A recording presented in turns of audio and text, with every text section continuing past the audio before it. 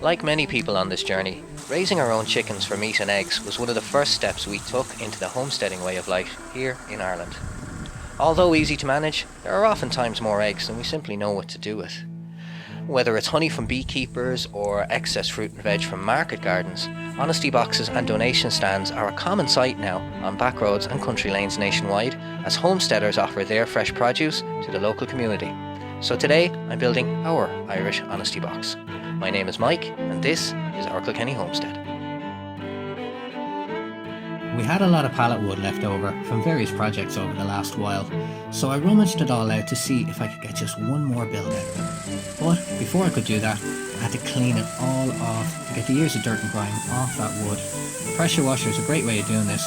The only problem is you do have to leave them dry out for a day or two afterwards, but it does bring the wood up absolutely spotless, fresh to use again. As soon as all the pieces had dried out, we could begin to measure everything up and cut them down to size. All of the cut sizes and steps will be shown throughout the video, so if you are building one of these yourself, everything will be right there for you.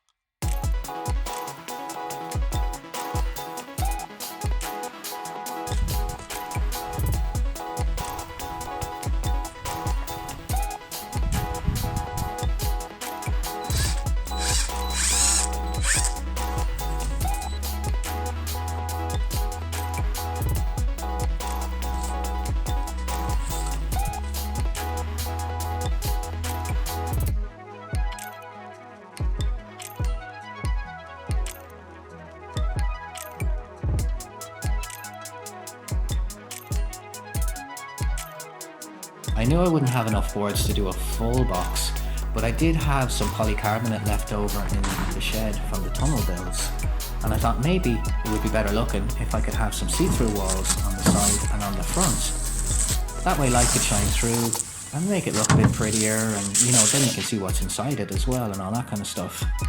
Also, it's an easy way of filling up a wall.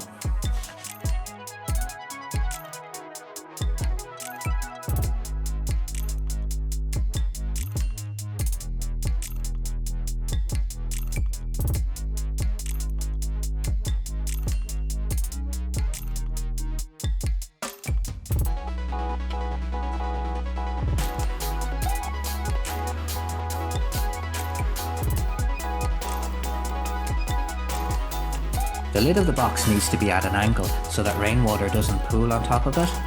So I use this riser here to raise up one side. That way it can be attached on at a higher point and sit on a slope. Once that's done then, just mark up the width of that riser on your side trim so that you know where to cut your angle. And then just stick it on.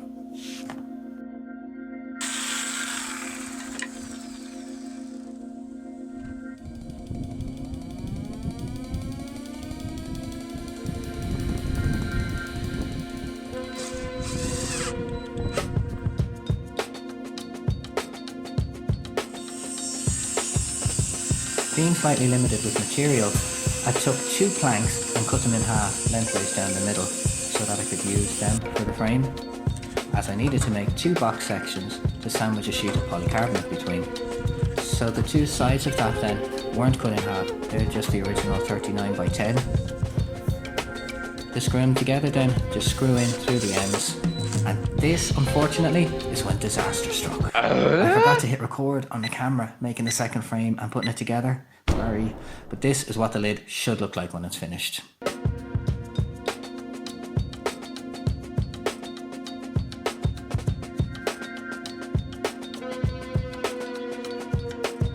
With the box complete, I could then go ahead and stick on the side braces and the legs. The side braces don't actually do a whole lot, they're mostly cosmetic and a spacer between the legs and the roof uprights. Well, you better not poop on that box.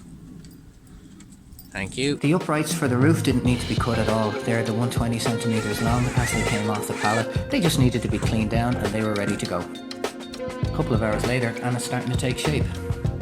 Put the lid on, everything seems to be lining up.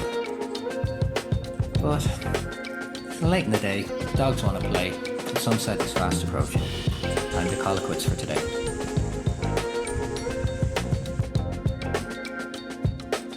The roof is an easy one to do. It's just a box with a slope on it really. The cut sizes are all shown on the screen for you there. For this one, it's just straight from one corner to the other, not like the main box, so that slope angle is there for the roof. Attaching them together, not quite the same as the first one. A bit short on metal brackets, so I just cut a block of wood and screwed it all together like that. Hold it together nicely.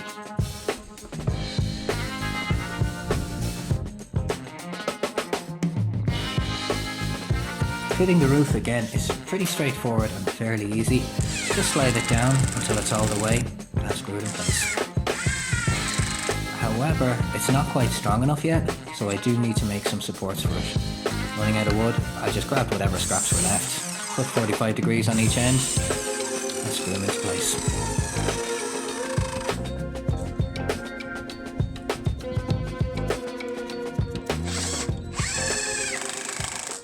Okay, so we're kind of at the end of the rough and ready fabrication stage of this. I need to add some hinges and a little latch onto this door, and I've also made this rough and ready shelf here just so that if we've any extra produce in summertime we can stick it up there and anyone who wants it can take it away. One thing I do want to do is I want to line the box with a liner of some sort to try and keep the rain and the wet out and keep it nice and dry in there.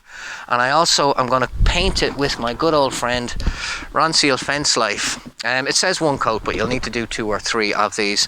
But it's good quality stuff and it preserves the wood for 2-3 years easily before it needs a recoat.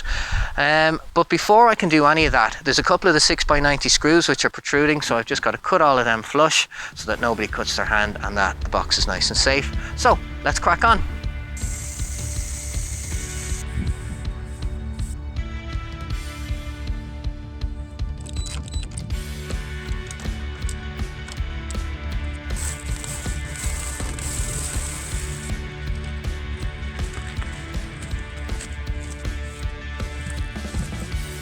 With it being November, we don't really have many plants for sale this time of year. But I had 2 little alpine strawberries, some onion sets and a lavender that I could put in there. We made up some homemade signs on Canva. It's a really handy app. If you're not familiar with it, do check it out. So there's only one thing to do now. Let's put some eggs in there. I decided that the box would look better on the other side of the entrance. It was just more visible over this way and a little bit of a better place for people to pull in if they're driving, you know, that they can park the car without blocking the road and stuff. Yeah, and I did make up our own neighbours. I am that sad. And that is our Irish Honesty Box. If you're interested in building one of these yourself, I hope the steps in the video are clear and concise and you can follow them easily.